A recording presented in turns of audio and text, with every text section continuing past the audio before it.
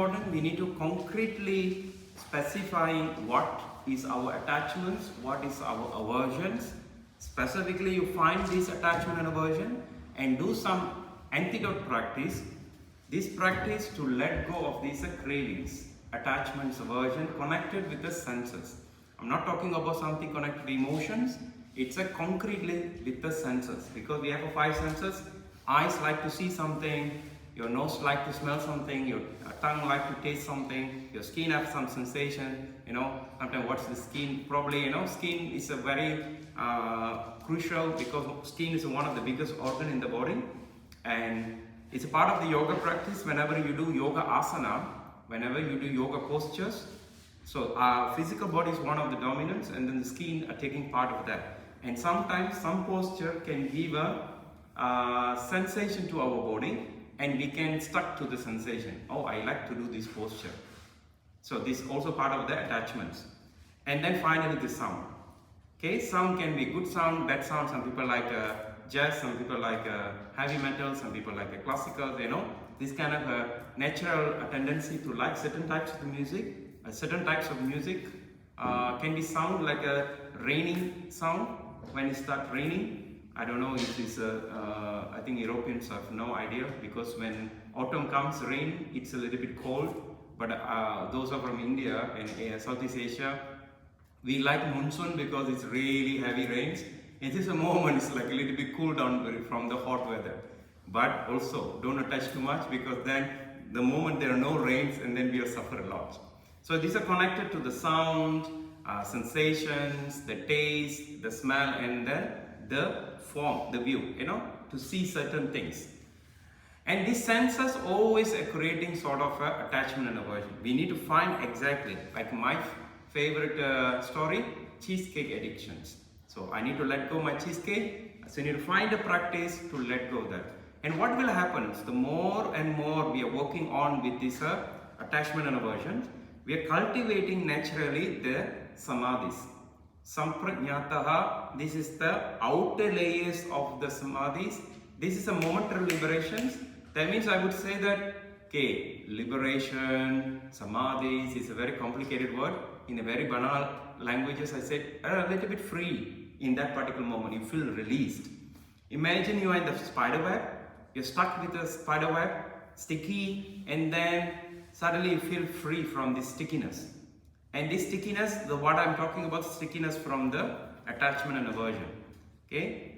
And it can turn, it slightly can turn. Sometimes we are attached to certain things. Will come to one moment, even this attachment can turn into aversions. You like certain things too much, in some period of the time, it can become a hatred. Does anybody have this kind of experience? Yes, it's true, because it's not means I like certain things, only forever I'm like things. No. This is why attachment and aversion can be cocktails. It can be a mixture or separated, anything can happen.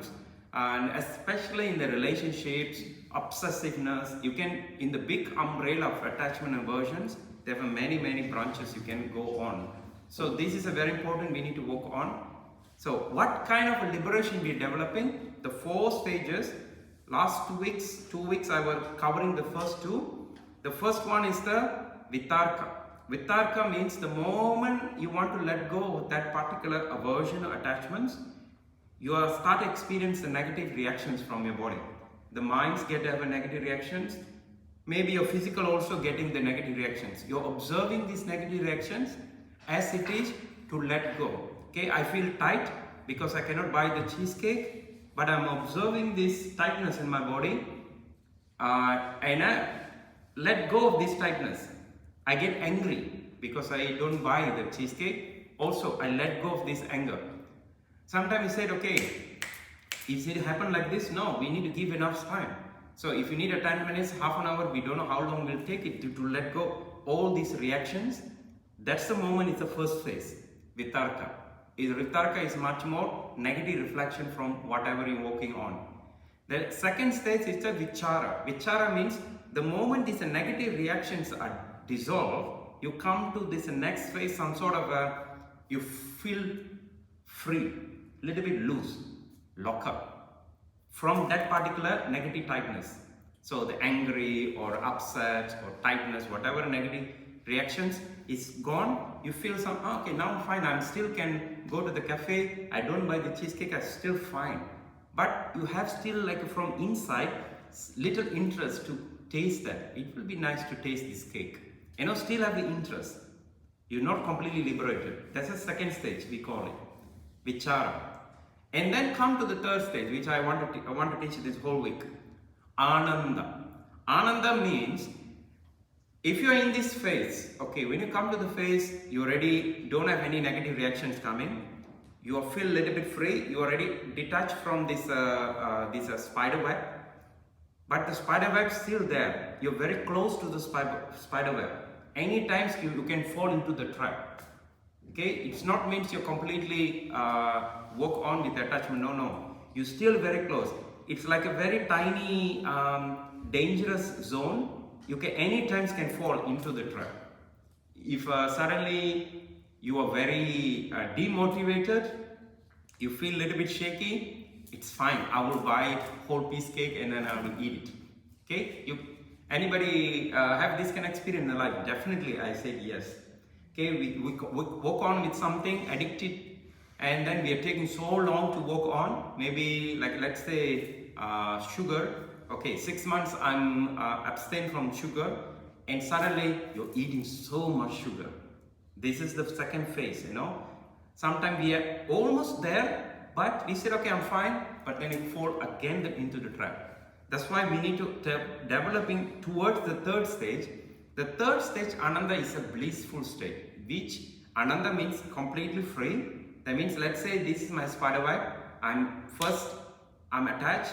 The second one, I'm a little bit detached, but I'm still closer to the spider web, the attachment.